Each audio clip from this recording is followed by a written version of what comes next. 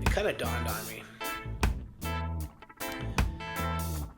I think I'm gonna have to keep going to these meetings, like forever. Oh man. Yeah, I mean, originally I came out of treatment. Um, I committed to doing 90 meetings in 90 days, and I haven't even posted any of these videos that I've recorded because I said I'm going to wait until the 90th day before I, release any of these videos. Um, just to ensure that it's what I want to do, and that I'm not making any rash decisions, and that I'm also not going to make a fool out of myself. I mean, when you go public on something like this, let me tell you, it takes a lot of courage. Courage that I didn't think I really had. And to be honest, to be fair, like I mean, I still haven't released anything. So yeah, but I originally said to myself I was going to do 90 meetings in 90 days, and then scale it back and do 2 or 3 meetings a week. You know, um, but I don't think that's the case.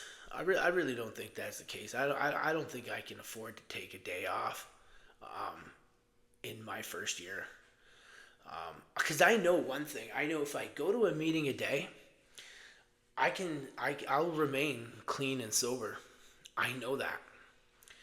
Um, I'm gonna give you guys a little story that happened today. I left work a little early, and I was going to the mall, to the local mall, and there was a bit of traffic, so I took a little bit of a shortcut to get to that mall, and I drove by my dealer's place, and I was at the stop sign, and man, like some crazy, crazy thoughts were going through my head, like, oh, you should go in and say hi, show them how good you're doing.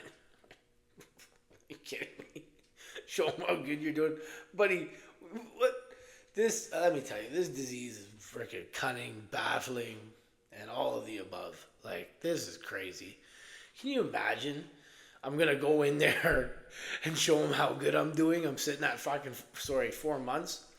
I'll beep that out. But I'm sitting there at 4 months, really? Like, come on, man. It's just embarrassing. Like, and that's not even embarrassing. It just goes to show you that, like, when you have this kind of a disease, you're never cured.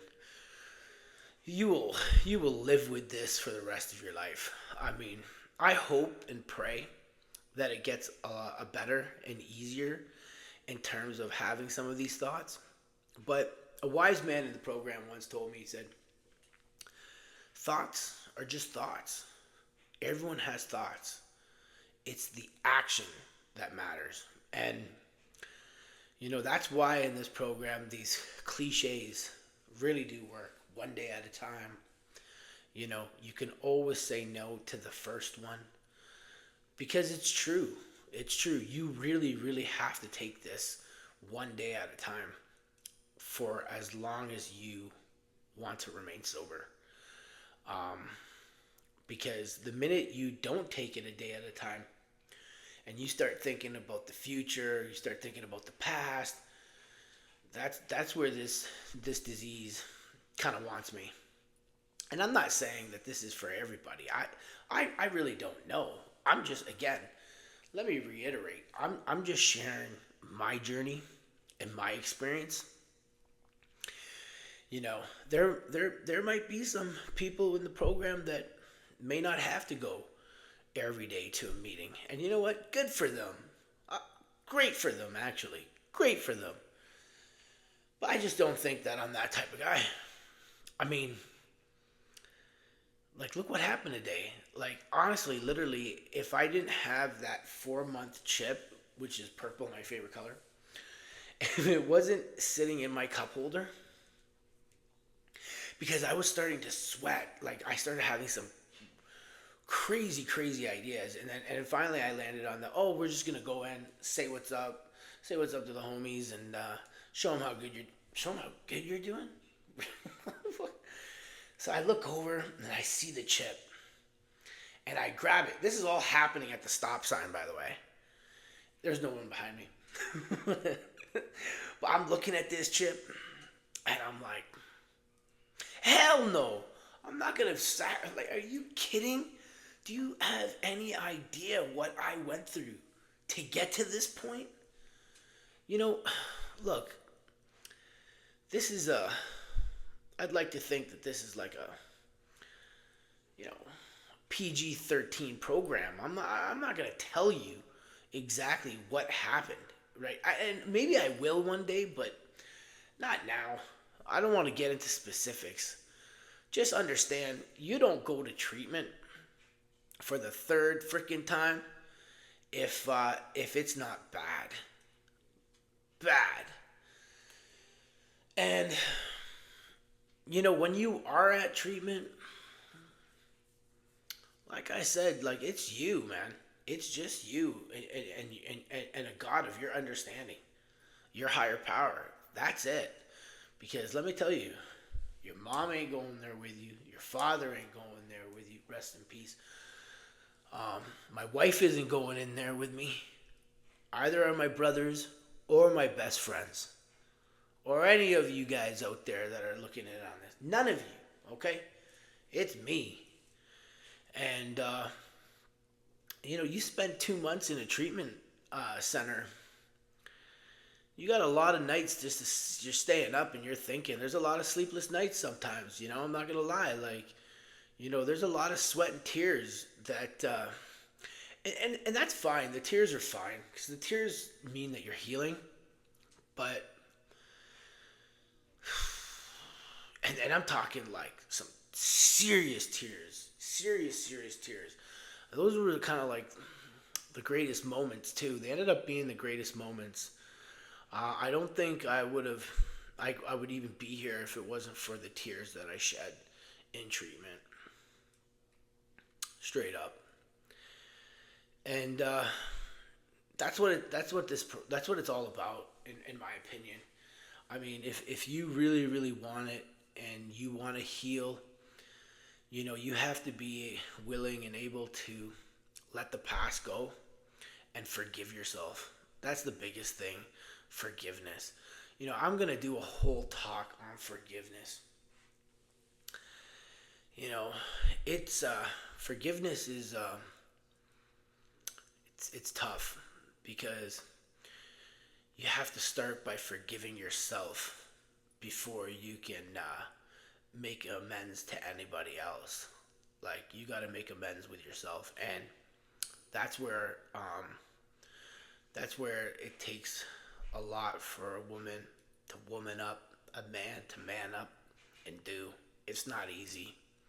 I don't care who you are. And if for those of you who understand what I'm going through and what you had to go through to get to the point that you're at, you get it. It's took a long time before I could look into the mirror, iris to iris, and be happy and proud of the person looking back at me. And the day it happened, man, did I cry. I really, really did. I cried. But it allowed me to get to this point. It's just cunning, baffling, this disease. I mean, and you know what?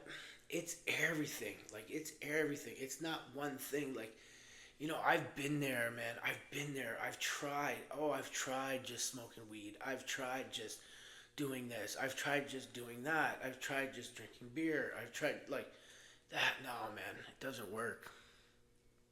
Percocets, whatever it is, man. Like, and I don't even know if I can even say this, but I just did, okay? Like, anything. I've tried everything, and nothing seemed to work for me. It was everything. Like for me, I really have to be clean and sober, because the minute that drink touches my lips, like I would have pulled right into seeing homeboy, straight up. That's scary because and honestly, that's a big fear of mine. And when you're in this program, they tell you that you don't have to fear anything anymore. You don't have to be scared, because if you do what's being asked and you're really, really working it, the Lord will do with you as He wills. And when you finally feel that, you really, really begin to let go of fear. And I'm almost there. I really am almost there, because there's been moments when, like, I know, like, I'm almost there, but I still have that healthy fear of that slip up. I mean, and as I should. I mean, 4 months is beep all. You know what I'm saying? It's a lot, man. It's you got to do a lot to get out of it. It's it's an every hour type of thing. You know. Again, this is why like there's no easy way out.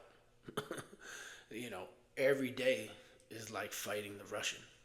you know, all that training, all that preparation.